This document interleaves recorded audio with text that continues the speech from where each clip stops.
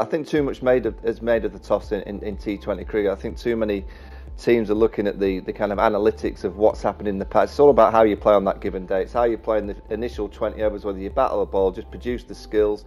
I think the fact that the grease, I think you mentioned there's going to be potentially a little bit of grease arriving for the second, is it might make the ball come on and just be able to hit the ball that little bit cleaner. But it's just all about who can deliver the skills on the day.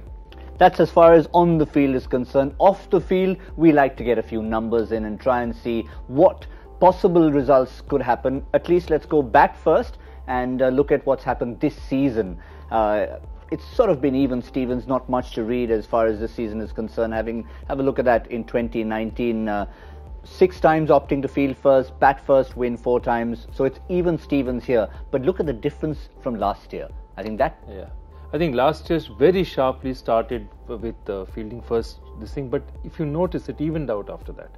So it wasn't so, it was 1-7 to start with. It was literally you bowl first, you're going to win the match. And then closer to the middle of this thing, it almost got to about 35-40%. So it changes.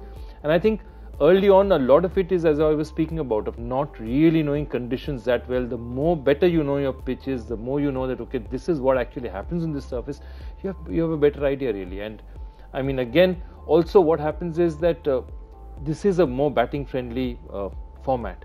So if you have stronger batsmen, so generally people chasing are better off in formats where, you know, they're putting their stronger suit second. So that's another reason for that happening. I just think there's too many brains involved and overcomplicate life. It's about just producing the best skill possible. And I guess if you're at the toss and you're a little bit unsure, you probably sway on bowling first so you know what you're chasing.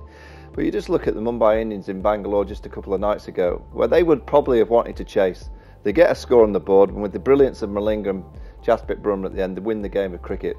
But they would probably have wanted to do it the other way around. But because they got a decent score on the board, and you can, you know, the old adage of putting score on the board, you know, the scoreboard pressure.